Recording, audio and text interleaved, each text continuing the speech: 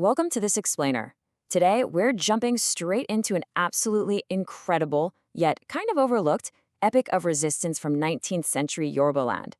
We're stepping back in time to explore the Ilemona War.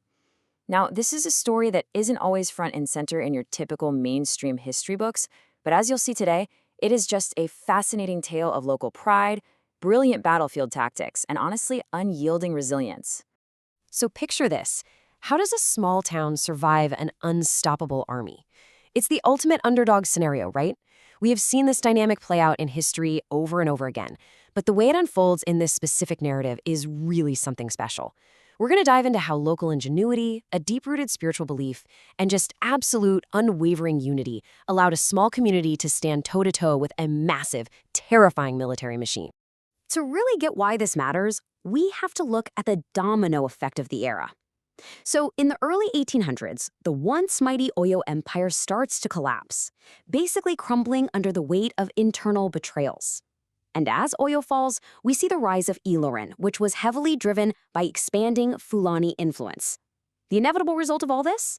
Absolute chaos. Villages are burning, farms are totally abandoned, and thousands of people are fleeing southward. The roads between Ofa, Omuran, Igbomina towns, and Ilorin literally transform into active battle routes. And finally, this expanding, truly terrifying cavalry threat reaches the very doorstep of Ilemona. Enter our hero, Ilemona. This was a really proud Yoruba frontier town located in present-day Kwara State. But you have to understand, it wasn't just a random dot on the map. Situated in the forests and savannas of Igbomina land, a region that was historically known for its kingdoms of warriors, hunters, and drummers, Ilemona was this vibrant hub. It was characterized by its bravery, its bustling trade, and a formidable spiritual strength.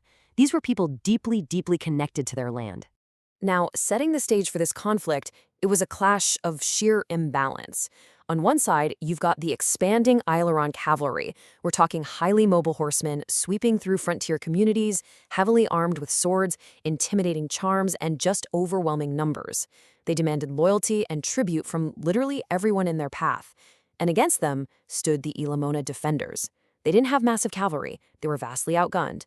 But what they did have was an intimate expert knowledge of their terrain, incredibly skilled archers, and an unbreakable spiritual resolve. It's your classic clash of brute force versus tactical grit. Faced with that terrifying cavalry, a lot of smaller towns took what seemed like the logical route. They surrendered immediately. They paid the tribute, they bent the knee, and they hoped for the best. But Ilemona? They refused. Despite the incredibly overwhelming odds against them, they chose to stand their ground and fight for their homeland. But you don't just wake up one morning and decide to fight an empire. It starts with deep, communal preparation. First, the elders gather in the king's courtyard beneath these ancient trees to consult the oracle, seeking spiritual guidance. Then, war drums start echoing through the dark night, acting as a massive rallying cry for the entire community. And finally, hunters, blacksmiths, and young warriors swear sacred oaths to defend their town, even if it meant certain death. This wasn't just a military mobilization. It was a profound spiritual awakening. And this is absolutely crucial to point out. This resistance wasn't just about the guys holding the bows. It relied heavily on the unsung heroes of the town. The women worked to melt down iron to make sure there was enough raw material for weapons. The local blacksmiths worked around the clock, forging crucial defenses and arrowheads. And the herbalists were absolutely essential here, carefully preparing war charms that were widely believed to make the warriors completely fearless in battle. Think of the work of the herbalists and blacksmiths as providing the ultimate power-ups for their fighters. It was a total 100% united community effort. So, dawn breaks. The enemy fighters advance toward the town through these dusty, narrow paths, and they step straight into what we can best describe as the forest maze. Ilemona knew for a fact they couldn't fight a cavalry charge in an open field, so they weaponized their own environment.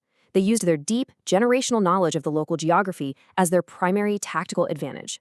And they utilized that forest maze with some brilliant guerrilla tactics. Archers hid entirely out of sight in the thick bushes. Master hunters laid these devastating ambushes along the narrowest routes. To put this in perspective, think of a simple analogy.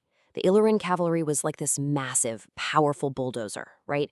Incredibly destructive if it's out in an open space. But here, that bulldozer was trapped in a tightly twisted maze, while the local hunters' ambushes acted like perfectly laid trapdoors.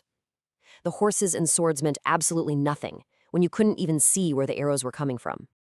Now, you might be wondering, how on earth did they coordinate all of this chaos?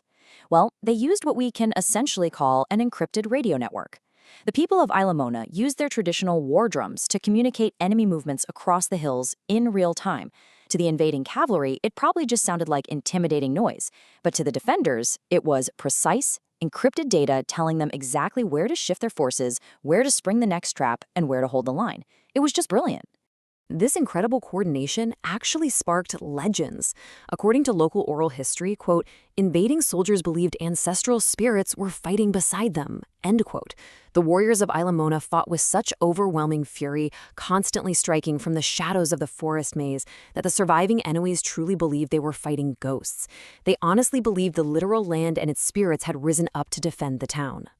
But, as is often the case in history, reality eventually sets back in. The cavalry returns. You can only hold off a massive military machine for so long before their sheer numbers become just too much to handle. The enemy regrouped, they called in heavy reinforcements, and they pushed back toward the town, determined to break the resistance once and for all. It's really important that we look at the aftermath here objectively. The cost of this war was severe. Like many Yoruba towns during this incredibly chaotic century, Ilemona suffered greatly. Parts of their beloved settlement were destroyed. Many people had to flee, and families were tragically scattered across neighboring towns. But, and this is a big but, despite the destruction, there was a profound victory of survival. The town was not wiped off the map. By enduring that onslaught, they preserved their local culture and their Yoruba identity, amidst the total collapse of the old empires. So, how do we actually know all of this today? Well, you won't find this story in vast, detailed, written archives. Instead, it lives and breathes through the incredible power of oral history. It's preserved in beautiful praise poetry. It is passed down meticulously, from generation to generation, directly through the accounts of the elders. It relies on the absolute strength of regional memory to keep the fires of their ancestors' bravery burning bright. Which brings us to the core theme of our explainer today. Ilemona stands as a massive symbol that even small communities could resist overwhelming forces during the collapse of old empires. Their story is essentially a masterclass in resistance, bravery, and absolute loyalty to one's homeland. It proves that even when the entire world around you is descending into chaos, unity and local pride can secure your survival. As we wrap up this explainer, I want to leave you with a provocative thought to chew on. What hidden epics of resilience and survival are waiting to be uncovered in your own community's oral history? History isn't just the stuff printed in textbooks. It's in the songs, the poems, and the stories told by our elders. I challenge you to listen to those stories. You never really know what incredible epic of survival is resting right there in your own backyard. Thanks so much for joining me. Keep learning, and I'll catch you next time.